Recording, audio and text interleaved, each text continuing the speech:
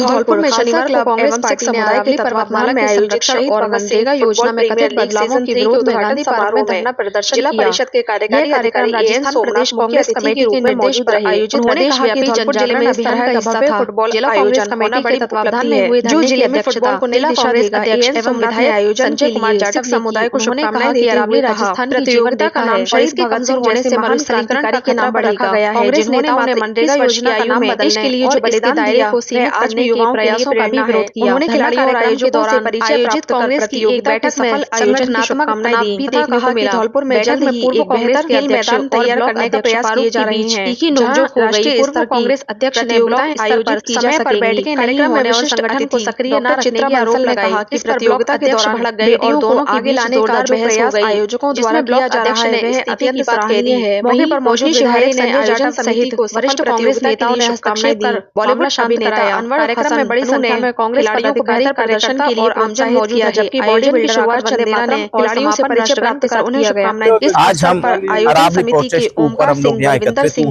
बलबीर सिंह, सजेंद्र सिंह राणा, कमलजीत सिंह, मुकेश सक्सेना एवं परमजीत सिंह सहित बड़ी संख्या में खेल प्रेमी उपस्थित रहे। मचकुंड फुटबॉल क्लब ने मंजरी फुटबॉल क्लब को 3-2 से हराया। आज पूरे देश के अंदर, पूरे वर्ल्ड के अंदर इसका प्रोटेस्ट चल रहा है। 3-1 आनंद फानन में मंजरी फुटबॉल माननीय क्लब ने प्रधानमंत्री जी ने क्लब को 2-0 से सरकार, राज्य सरकार ने जो सुप्रीम कोर्ट में हलफनामा पेश किया उसके आधार पे 100 मीटर की चोटी इससे ज्यादा होगी उसी को अरावली माना है, उससे नीचे नहीं माना है। तो इसके अंदर करीब करीब 90% अरावली खत्म हो जाएगी। इतना दोहन हो रहा है, आपको भी पता नहीं है कि अरावली राजस्थान की लाइफलाइन है। अरावली नहीं होगी तो राजस्थान की लाइफलाइन नहीं होगी। अरावली से पानी का रिचार्ज हो रहा है, अरावली से धुलवरी जो आंधियां चलती है उनसे बचाव हो रहा है, इकोलॉजिक सिस्टम उससे बचाव हो रहा है, क्योंकि इकोलॉजिक सिस्टम का सबसे मेन जो पार्ट है वो अरावली है।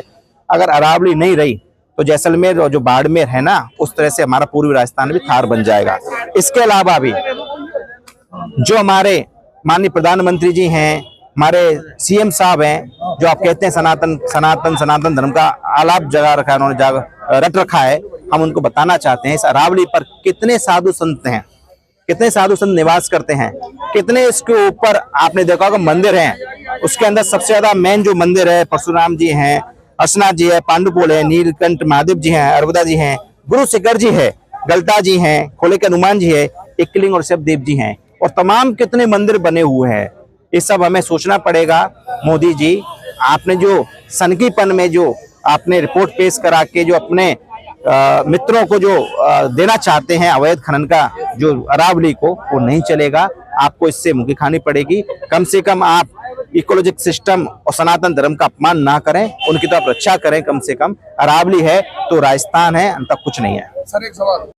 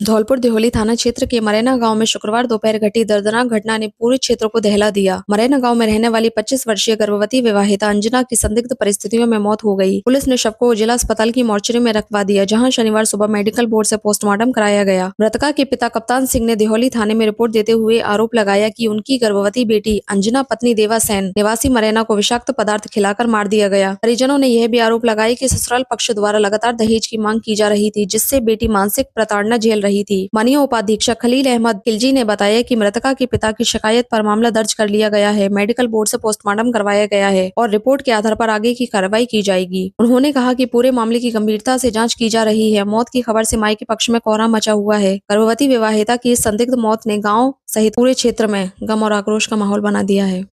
अंजना पुत्री कप्तान सिंह लाई सविता नगर की ससुराल मरैना का जहरीले पदार्थ के सेवन से जो है मौत की सूचना पर FIR दर्ज हुई है। मेडिकल बोर्ड से भी इसका पोस्टमार्टम करवाया।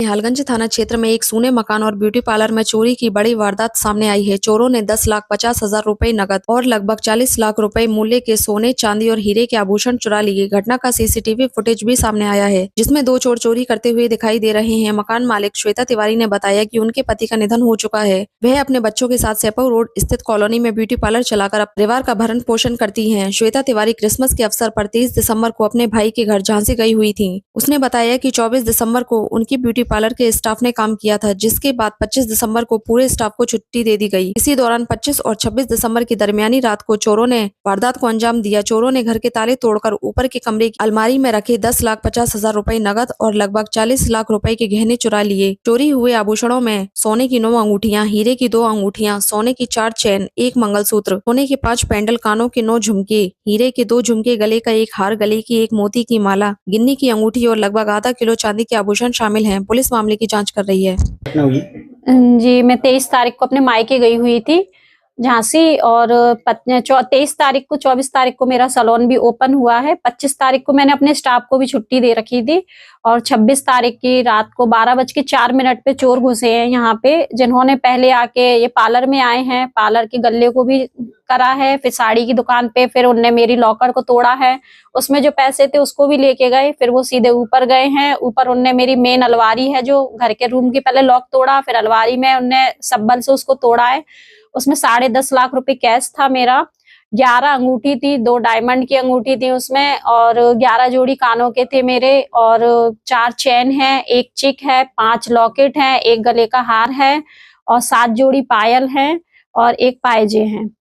कितने का करीब होगा ये कम से कम 20 से 25 लाख का जेवर है मेरा और 10.5 लाख रुपए कैश है। उससे ज्यादा हो सकता है क्योंकि देखिए मैंने 4-5 साल में धीरे-धीरे सब चीजें जो बनी करी है उसका वो है। आपको सूचना कैसे मिली? मेरे को सूचना ऐसी मिली, मेरे पड़ोसी हैं सतवीर, उन्होंने मेरे को कॉल किया आज 8:30 बजे कि आपका ताला टूटा हुआ है। तब फिर मैंने अपने जो यहाँ पे स्टाफ में रहती है उसको बुलाया, तो ये आके इन्होंने पूरे घर में देखा है। फिर हम आए हैं, 112 पे कॉल किया है पुलिस को, फिर उन्होंने सारी इंफॉर्मेशन ली है यहाँ से। आपका नाम? मैं द ब्यूटी स्पॉट सैलून की श्वेता तिवारी ऑनर भी हूँ और इसी घर में रहती हूँ। यही मेरा सैलून है और यही मेरा घर है।